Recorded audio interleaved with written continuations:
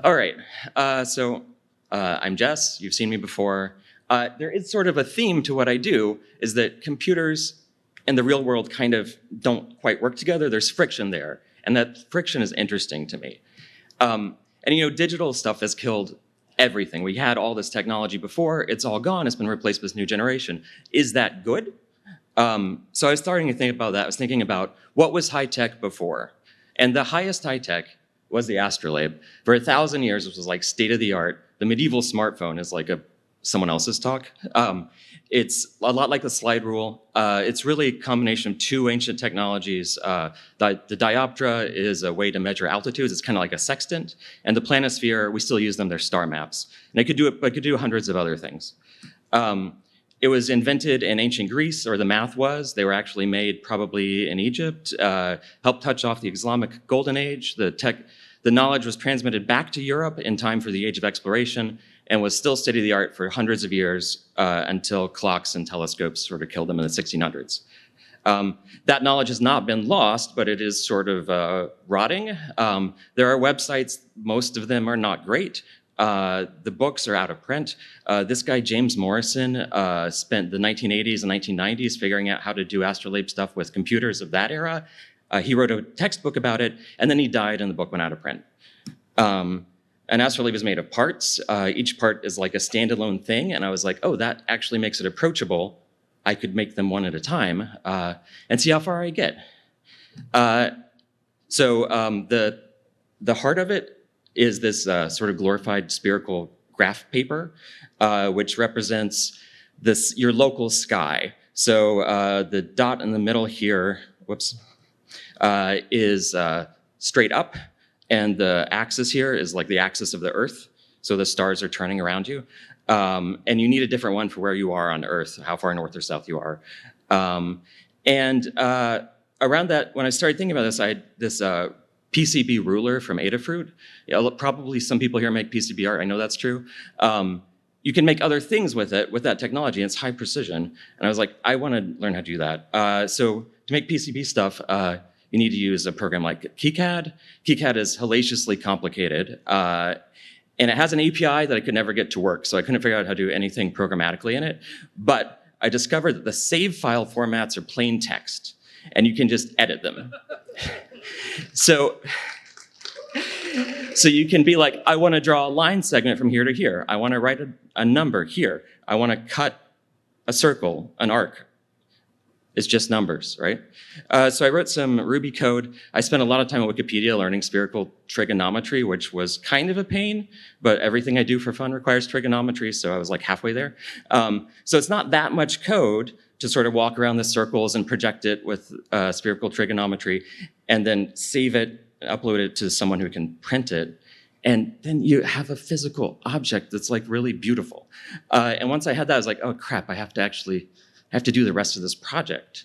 So the next part, actually, one more thing. So it's code, so you can make variations. So here's for the different bang bang locations, just slightly different view of the sky. Okay, so the next part. So for most of history, transparency was difficult. So to make things that approximated a transparent medium, they would just like cut big holes and stuff. These are star maps. It's not very well suited for PCBs because printed circuit boards are mostly solid. Like you can't cut a lot of holes and it still come out of the machine correctly. So I didn't know what to do.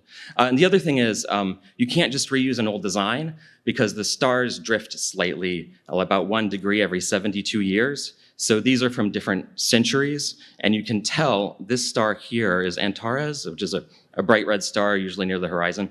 It's this point, this dragon's tongue, and this point, and they've sort of artistically designed the thing around its different positions, and you can sort of see that over the course of 800 years it's moved. And these three stars, that's like, this one's in the Big Dipper, this is the same three here, and they're like a very different configuration 800 years later. Okay, so I was like, how am I gonna do this? And I didn't know. So I just sat around thinking about it for like 3 years.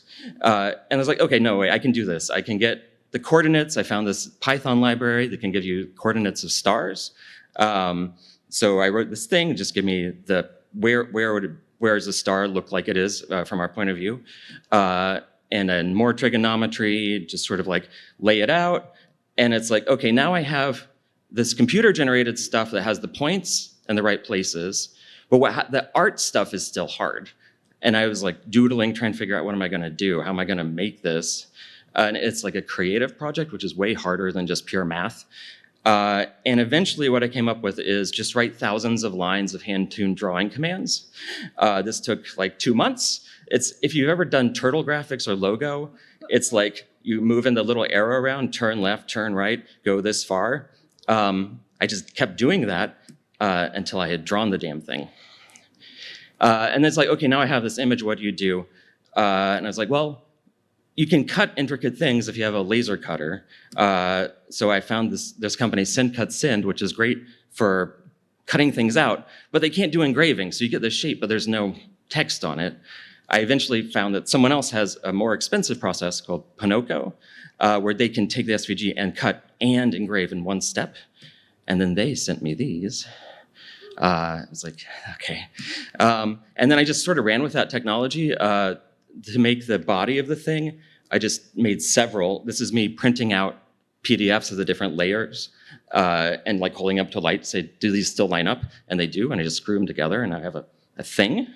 And then the back, I don't have time to get into it, but this is sort of a standard like Western style astrolabe where all the different apps for doing trigonometry and doing calendar and stuff are all on this side. The Arabic versions had much more variation.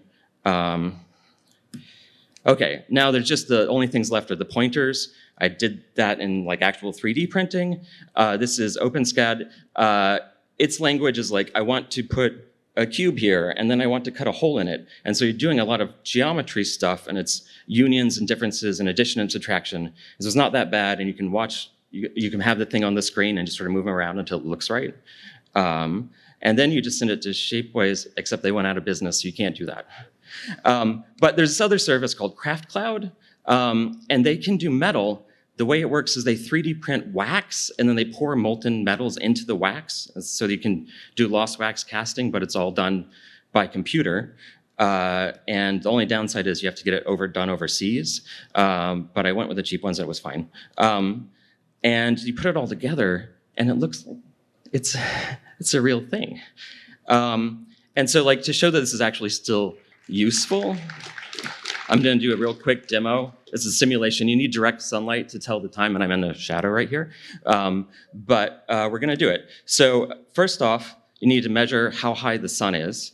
It's about 60 degrees up in the air right now. And if you wanna line up the two holes in the alidade is the Latin word for it. So the sun comes in the one hole and casts light on the smaller hole. Because if you're measuring like a regular star, you would look through it, but don't do that with the sun and hurt your eyes. Okay, so it's about 60 degrees. You can see the shadows are casting about a 60-degree triangle. And then you also need to know where the sun is on the zodiac, on the ecliptic.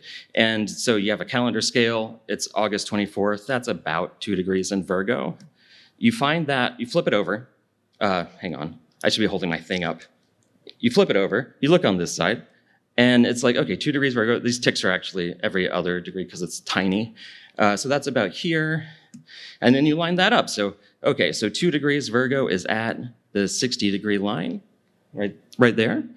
And then you just put the clock hand, it's called a rule, from there to the outer scale, which has the times on a clock, 10, 10:30, 10:45, a little more than 10:55. Okay, but that's sundial time, that's ancient time. So you need to convert modern offsets.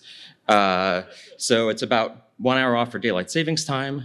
We're about 2 degrees west of the time zone's meridian, so you add 8 minutes for that. And then because it's August and we have modern timekeeping has this analemma thing, you have to add 2 more minutes, and it was about 2:05 when it was perfectly 60, 12:05, it was perfectly 60. And so I'm about out of time. But thank you all so much.